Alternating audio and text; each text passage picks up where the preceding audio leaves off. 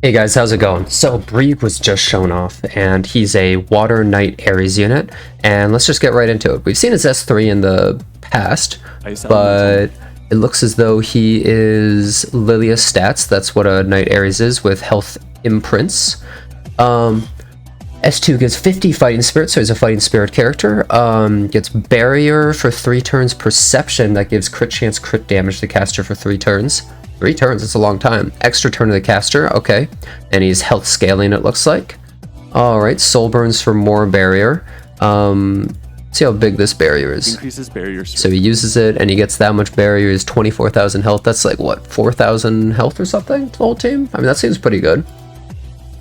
S3, no fighting spirit, attacks the enemy dispelling all buffs and decreases defense and speed. So it's like Airwall being able to strip before debuffs. That's really nice. Increases effectiveness by 50% of the attack, and damage dealt increases proportional to health.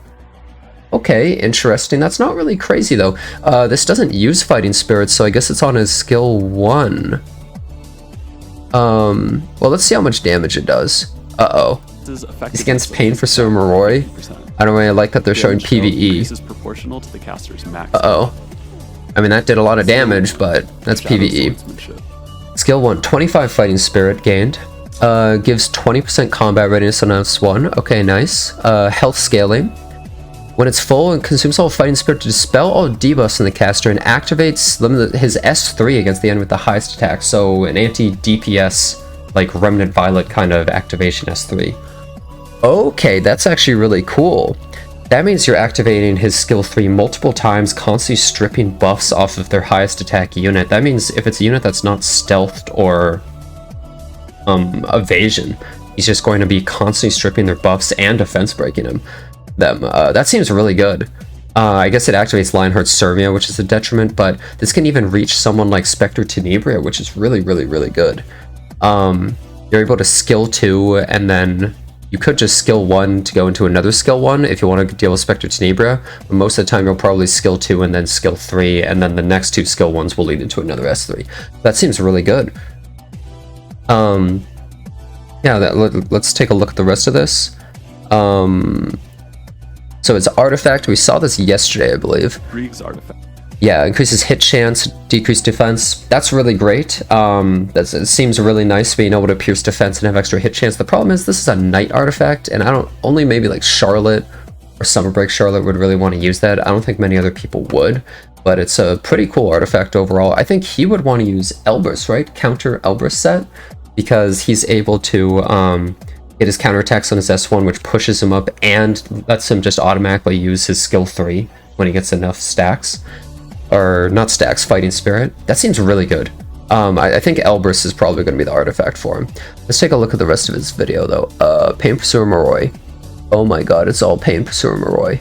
This whole thing Pain Pursuer Moroi. Oh my god. Oh, wait, there's a maid Chloe. Okay, it shows him skill 3A Belian. Does an okay amount of damage, but the defense break is really big. Not really in this match, because I don't know why LQC's here, but like, yeah, she's just gonna obliterate that thing, obviously, right? Okay. They don't really need Brieg for this, but what's cool here is Brieg should be able to S3 the Spectre Tenebria automatically, right? Let me skip ahead a little bit. Yeah, and his next skill 1. It takes him a little bit to build up his fighting spirit is the one problem, I'd say. The one thing I notice. Okay, so he has attack buff and perception, 24,000 health, assuming he's built as a DPS. Let's see how much damage he does. There's an Aureus Last Strider Crow. 9,200 does not kill her. Not a super tanky Spectre either, unless she has really high defense.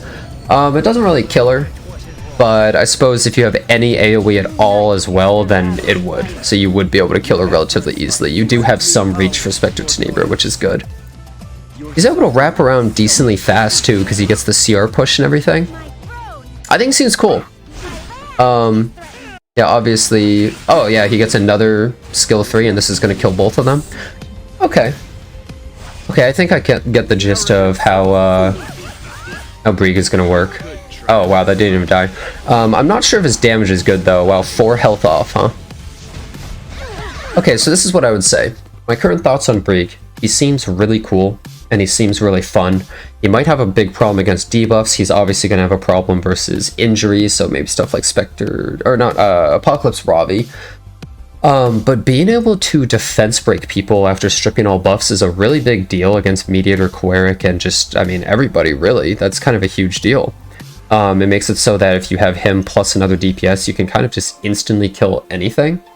Defense break lets you immediately kill characters like Emo Landy, which is good. It lets you kill all the normal DPS, you know, characters like Emo Bologna. Anyone who's not evasion or stealth pretty much just gets defense broken and then killed. It's kind of like a DPS support, kind of like Mort, where you don't really want him as your only DPS, I don't think, but you want him as a DPS that you run with like one other of some type. It could even just be something simple like Briar Tesaria plus him. I think he seems pretty cool though. I like him a lot. His weaknesses are obviously, as I said before, injury, probably debuffs, RAS units. Stealth units he's okay against because he's able to activate his S3 automatically on them if they have the highest attack. But it's an activation, so he might activate someone like Lionheart Surmia, and that could be a bit of a problem for him.